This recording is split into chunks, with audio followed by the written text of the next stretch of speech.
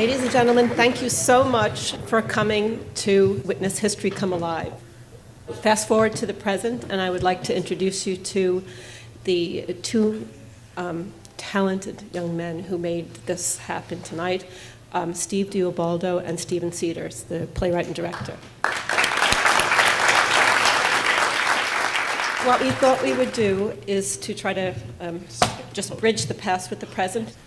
This is the prelude to a symposium tomorrow, which will go into the details of the legal arguments, and you are all very welcome to join us. But tonight we thought we might have open it up for questions on just the challenges of adapting a document that's 200 years old, that is the language is of another time and place, the style, and also the discipline is different. It's not like reading fiction. This is real, but to bring it in 1 hour here took artistry. And these are very talented men behind us, and they are willing to take questions from you. And a lot of the prologue had great references and a lot of great language, and he's so hard to cut down because his language is so wonderful and he's so intelligent and poignant. So that was the key with the closing statement, and that was the very first part of the adaptation, was kind of figuring out how to place Sampson, and the rest of the play kind of would fill in between Sampson's speeches. Brian McMahon, were you tempted at all to deal with it in a static fashion rather than to indulge yourself in the courtroom drama? We wanted to honor the original language as much as possible, because with this specific case, and really with Sampson's recollection of the case, the language, to me, really is what drives it home. So we did have to cut a significant amount and try to do as many aesthetic things as we possibly could. But at the end of the day, in order to honor the material as well as give a good show for this weekend's symposium, to kind of strike up the conversations for tomorrow, we wanted to keep as much of the language and the history there as we could, while also trying to tell a dramatic story. Sampson's speech is close to 27, 28 pages long in the original document. So we cut it down, I don't know, to 4 or 5, 6 total maybe. Somewhere in there. So some of it gets lost in my memory as we've kind of honed it down and honed it down and honed it down through the process, and we look at the original document less and less, and we look at the script changing more and more. No, I slogged through this document a couple days ago, and maybe because I was reading it as a legal document and following the argument, but I noticed you played a number of those lines for irony and humor with regards to the number of saints and things like that. I didn't get that. I mean, did he, in fact, have that kind of humor in this? It seemed to be a little too serious for him to be playing with the Catholic saints. It's my judgment that anybody who wants to speak for 27 pages had better throw in a joke or two.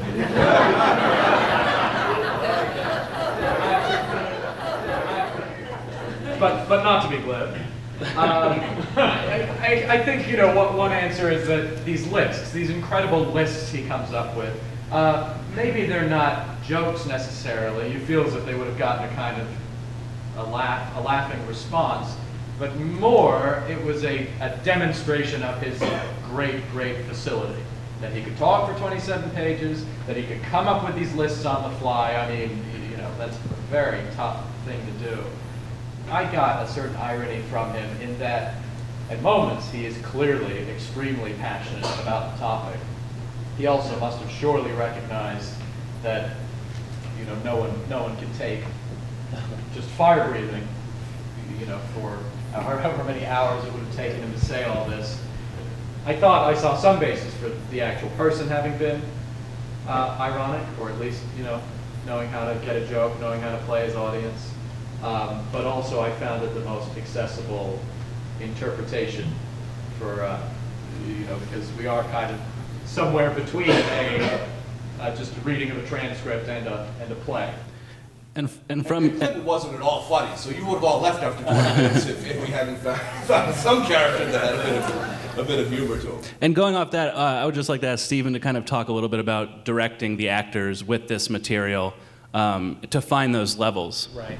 Well, I mean, one of the big things I think we had to do in rehearsal to make this dramatic, because, you know, like all of the documents are legal documents and they're presented for the purpose only of the sort of rhetoric. Early on, we said, you know, these people have to have different personalities. And even though most of the dialogue in the script is guided towards the argument, we had to make sure we figured out where do these different people live. Riker, we found, was a very indignant, passionate man, where Gardner, you know, was willing to go into this more sarcastic place, this more devil's advocate. Clinton was the voice of authority.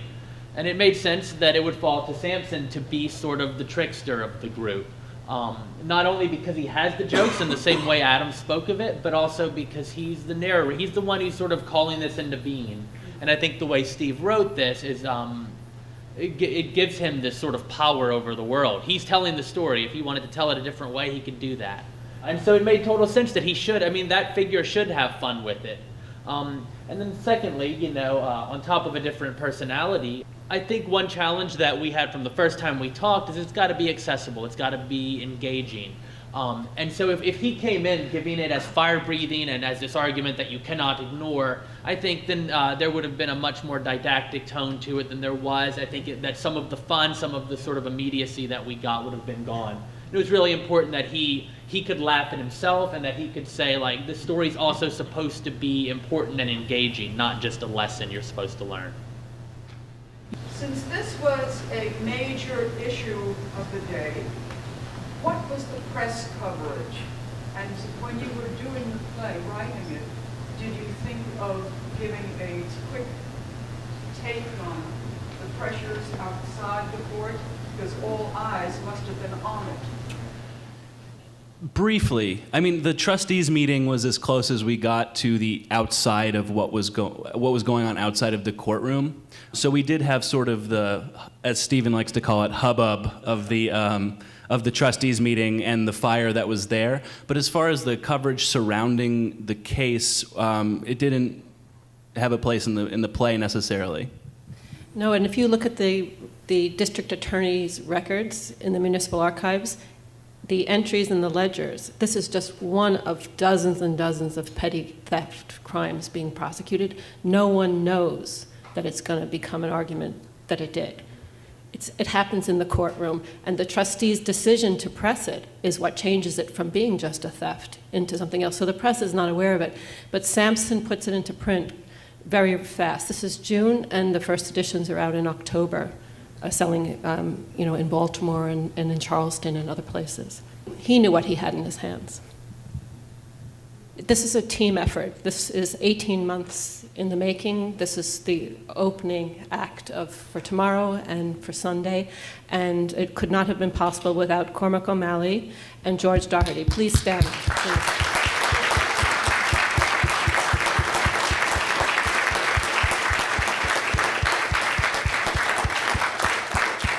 And this is a dream, 20 years at least, of Walter Walsh and mine. Please stand, Walter, too.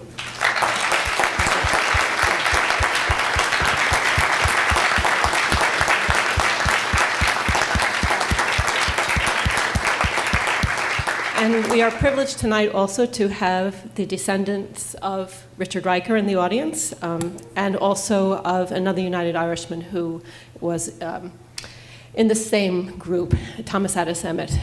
So I would like to welcome them as well tonight.